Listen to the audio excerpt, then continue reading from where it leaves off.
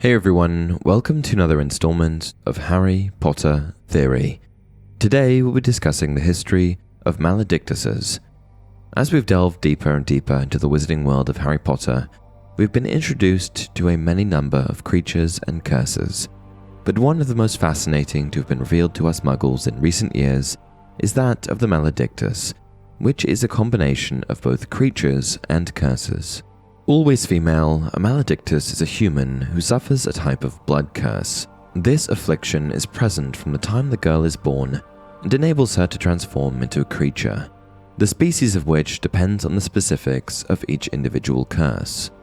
For a time, these transformations can be controlled and instigated by the Maledictus, with her changing from human to beast and back again at will. However, eventually, the curse forces the woman into the permanent form of a beast.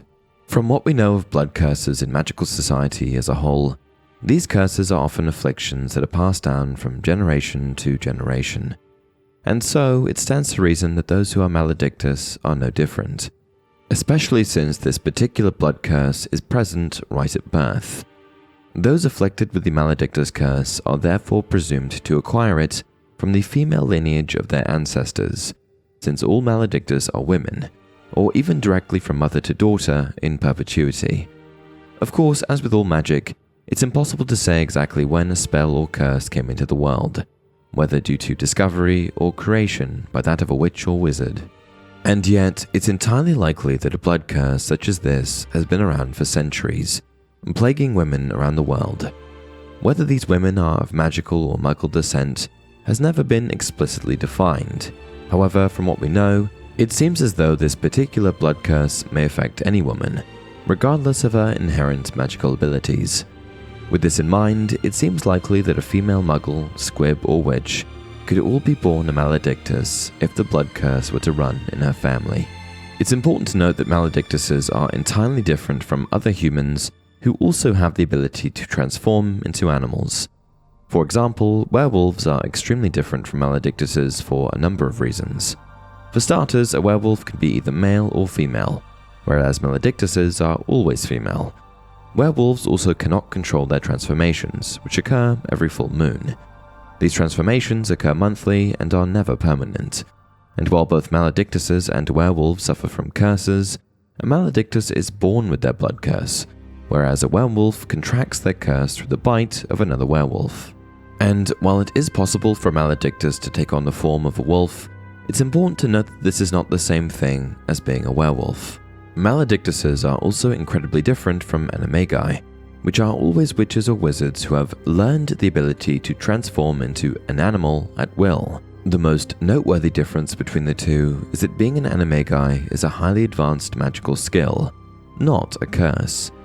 Transformation into an animagus' form is done so with intent, and the witch or wizard can return to their human form whenever they'd like.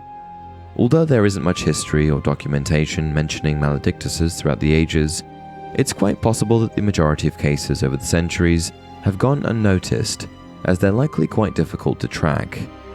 This would presumably be due to the fact that the curse of the Maledictus inevitably turns the afflicted woman into a creature or beast for the remainder of her life, and prior to permanently becoming an animal, Maledictuses could easily be incorrectly identified as animagi.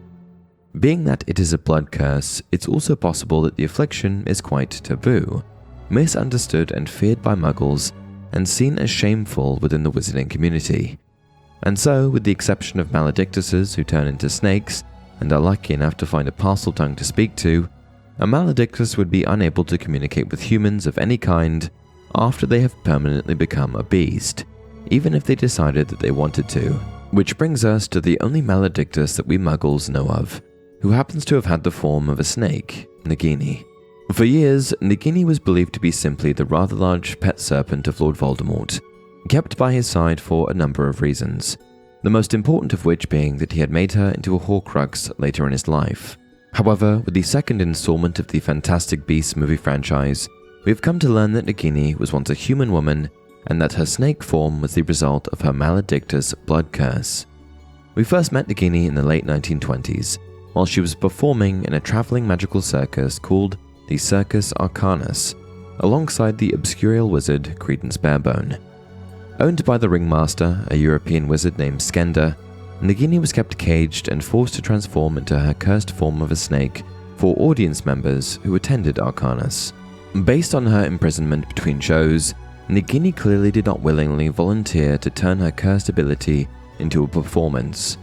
However, what her ability to transform into a serpent at will tells us is that she once had control over her transformations, and was able to turn into a snake and then back into a woman whenever she chose to. Another hint regarding the history of Maledictuses can be found in Nagini's appearance.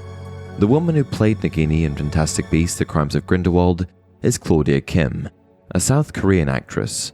It therefore seems safe to assume that Nagini was also meant to be South Korean, or at the very least from a region in Asia. Despite being from the other side of the world, the characters whom Nagini met from America and Europe seem to know about Maledictuses, which supports the idea that it is likely a rather widespread curse that has affected various cultures across the world for a long time. Another important takeaway from Nagini's life before she permanently became a snake is that she was not inherently evil.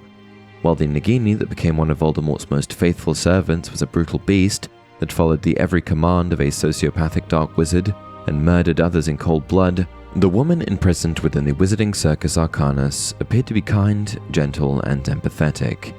This was particularly evident in the friendship she formed with Credence, and her support in helping him find the truth about who he was. Not once did we see her be unreasonably aggressive or violent. Her only wish seemed to be to support those she cared about, as well as to gain her freedom from the cage Ringmaster Skender kept her in. Although little is known about what occurred to Nagini in the decades that passed between the 1920s and when she resurfaced in the wizarding world by Lord Voldemort's side in the 1990s, we do know that sometime over the course of those 70 years, she permanently became a snake. Since she was likely in her 20s or 30s when she performed in the Circus Arcanus, that suggests that Maledictuses can remain in control of their transformations until at least that relatively young age. However, by the time Voldemort found Nagini in the forests of Albania during the 1980s, she was a snake that could no longer transform into a woman. So it seems safe to assume that a Maledictus' permanent transition to their beast form occurs sometime during middle age. Another thing that we can assume, based on Nagini's initial 1980s encounter with Voldemort in Albania, is that she must have been able to communicate her condition to the Dark Lord, albeit through Parseltongue.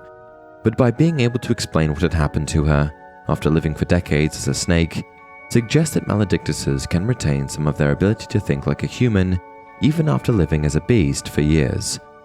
My final note on today's topic is that since Nagini would have been around 90 or 100 in the 1990s, we can also assume that Maledictuses live out their lives according to their original human form. This is supported by the fact that most snakes only live to about 15 years old, with some larger breeds living to about 30. And with that, we've come to the end of today's video. What did you think? Did I miss anything?